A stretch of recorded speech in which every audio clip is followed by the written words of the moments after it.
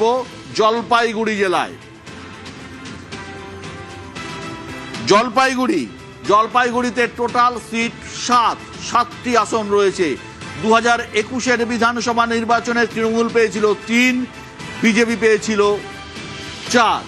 2024-এর লোকসভা নির্বাচনে ওই ফলাফল একই রয়ে গেছে, 3 এবং 4। 2026-এ কি হতে পারে? 2026-এর সিটগুলো দেখাও একবার। ধূপগুড়ি, ময়নাগুড়ি, জলপাইগুড়ি, রাজগঞ্জ, ডাবগ্রাম, ফুলগাড়ি, মাল, নাগরাকাটা। ধূপগুড়ি সিট যাওয়ার সম্ভাবনা বিজেপির দিকে প্রবল।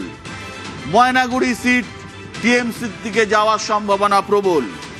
জলপাইগুড়ি সিট 50-50, এটা কিন্তু অনিশ্চিত, যে কোনো দিকে যেতে পারে।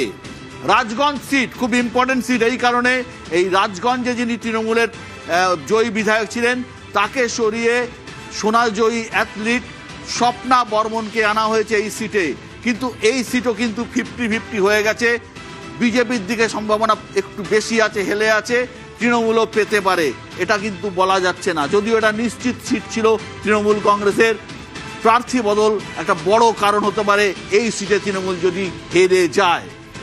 ডাবগ্রাম ফুলবাড়ি, গৌতম দেব দাঁড়াতেন এই সিটে, তিনি এবার ডাবগ্রাম ফুলবাড়িতে দাঁড়াননি, তিনি শিলিগুড়িতে চলে এসেছেন। ডাবগ্রাম ফুলবাড়ি সিটও কিন্তু বিজেপির দিকে যাওয়ার সম্ভাবনা প্রবল। মাল সিট, মালবাজার, এখানে সিপিআইএম এর মন্ত্রী ছিলেন, পরবর্তীকালে তৃণমূল কংগ্রেসে যোগদান করেছিলেন, তিনি গতবারও জিতেছিলেন, এবারও মাল তৃণমূল কংগ্রেসের দিকে যাওয়ার সম্ভাবনা প্রবল, কারণ মালে তৃণমূলের অর্গানাইজেশন অত্যন্ত ভালো। নাগরাকাটা সিট খুব ইম্পর্টেন্ট সিট, কারণ চা বাগানের দূষিত এলাকা।